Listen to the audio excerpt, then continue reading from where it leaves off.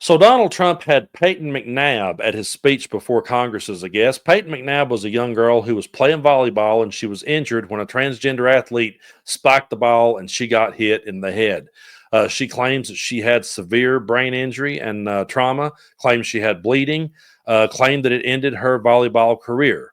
And I've heard a lot of people with a lot of different takes. Some people say that she's making the whole thing up and that the injury wasn't that serious. I don't know about that, and that's not really the point of this video. I don't want to see anyone get hurt in any sport, in any scenario. So if she truly was hurt, I'm sorry to hear that she was. What I want to talk about is the way that Donald Trump used this one needle in a haystack, and that's not me trying to belittle her or the situation, but he takes this one rare occurrence that happens and uses that as a way to now weaponize it against the transgender community. And because of this, more and more hate is simply going to be spewed now onto the transgender community because this is a really hot topic. It's an issue that gets everyone really fired up and emotional about it. They're going to hear this story. They're going to see him bring her out. And then when all the Republicans clapped and not one Democrat clapped, it all got spun into the Democrats don't care about women. You know, they don't care at all about women. They sit there, they failed women. They sit there and no one would applaud for this girl. I have a feeling the reason why they didn't applaud is because they're sick and tired of seeing this issue get politicized this way. But one thing that I like to do anytime a story like this breaks, I always like to just go to Google and type it in and then look at the headlines and the different way that people are spinning it.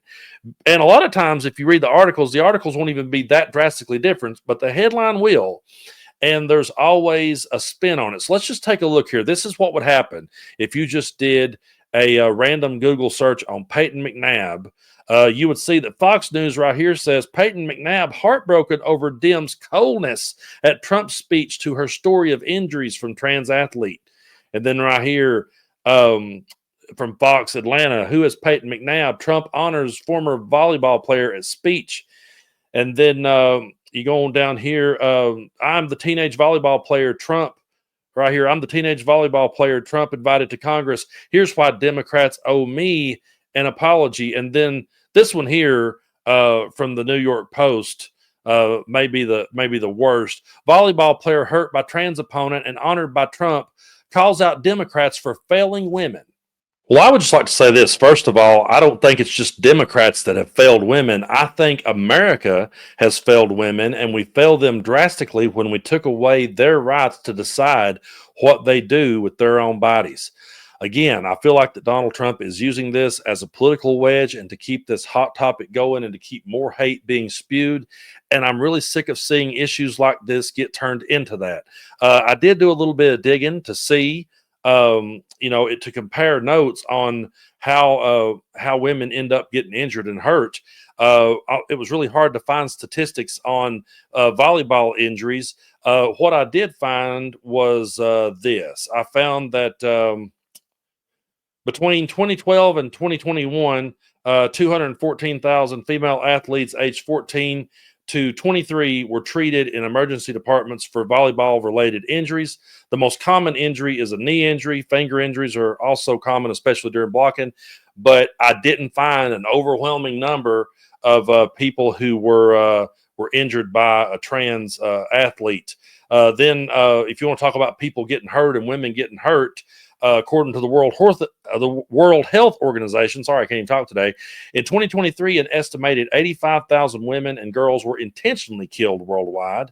Of these, approximately 51,000 were murdered by intimate partners or family members, averaging about 140 in a lifetime. Also, according to the World Health Organization, United States, on average, nearly 20 people per minute are physically abused by an intimate partner, equating to more than 10 million women and men annually. So if we really want to sit here and talk about people failing women, I think we've all failed women. And I think that this story here is one that I've read on the channel before, but I'm going to bring it up again because I didn't hear Republicans going to bat for this. As a matter of fact, all I heard was crickets. I know I've read this article on the channel before, but I truly do feel like it's one I need to keep going back to and reminding people the seriousness of this situation. This right here is from NBC. And 64,000 women and girls have become pregnant due to rape in states with abortion bans, the study estimates. The research letter published by the JAMA Internal Medicine estimated that nearly 520,000 rapes were associated with the 64 64,565 pregnancies across 14 states. More than 64 women and girls became pregnant because of rape in states that implemented abortion bans after Roe versus Wade was overruled, according to a new research estimate published online Wednesday. The research letter, published by JAMA Internal Medicine and headed up by the medical director at Planned Parenthood of Montana, estimated that nearly 520,020 rapes were associated with the 64,565 pregnancies across 14 states, most of which had no exceptions that allowed for terminations of pregnancies that occurred as a result of rape. Texas topped the list with 45% of the rape-related pregnancies in states with no rape exception, researchers estimated. 91% of the estimated rape-related pregnancies took place in states without exceptions for rape, according to the researchers. So where was the Republican outrage over that? We heard nothing but crickets from them. And there will be nothing but crickets from them, or people just chiming into my comment section to say that I don't care about women because a volleyball player got hit in the head.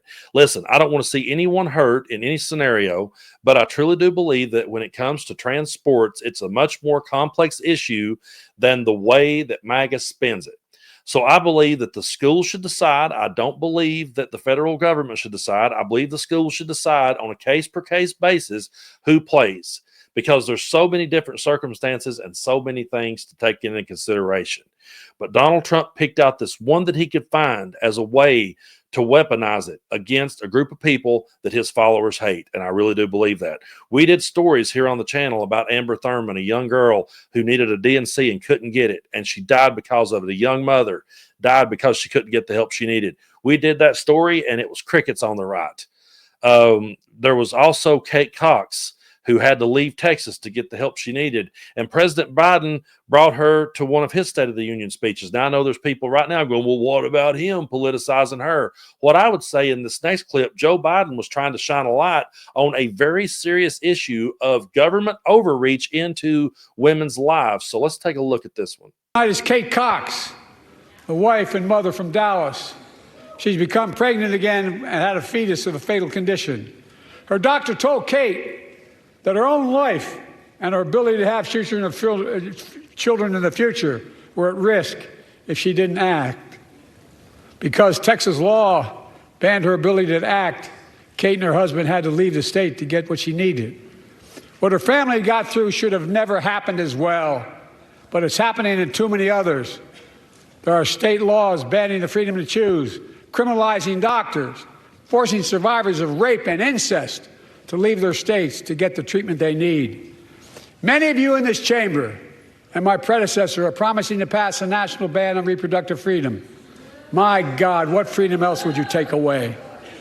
Look, it's a decision to overturn Roe v. Wade. The Supreme Court majority wrote the following, and with all due respect, justices, women are not without electoral power. Electoral or political power. You're about to realize just how much you're right about that. Again, I'm sure there's going to be people who will say, well, Brando, he was politicizing her too. But she is one of many women that have had to flee states to get help. I just read a story of 64,000 women who have been impregnated by rape. Find me 64,000 cases where someone got a brain injury playing volleyball, and then I'll be willing to have a longer conversation with you about it. But until then, I'm always going to view these moments as them trying to weaponize their politics and weaponize a group of people against another. And I think that it's wrong. I think that the suicide rates in transgender community is so high. There's so many people who are bullied and picked on every day, and all this type of rhetoric does is causes more of that shit to happen. I'm not saying that we shouldn't have the conversation or address it. I'm saying let the schools decide when they want to do this, all this argument about kicking it back to the states. Okay, look, let the schools decide this on an individual basis, and let a woman decide what she does with her body without anyone in any level of government. I don't care if it's federal, state, whoever. No one should have the right to come into a woman's doctor's office and tell her what she can and can't do with her body. I'm sorry to hear that Peyton McNabb got hurt, and I wish her well in this world. I also would say this, if she's spinning this, that, well, Donald Trump stood up for me. Let's see if he stands up for you if suddenly you're having to carry a rapist baby to term that you don't feel like you should have to have and go through. Let's see if he stands up for you then.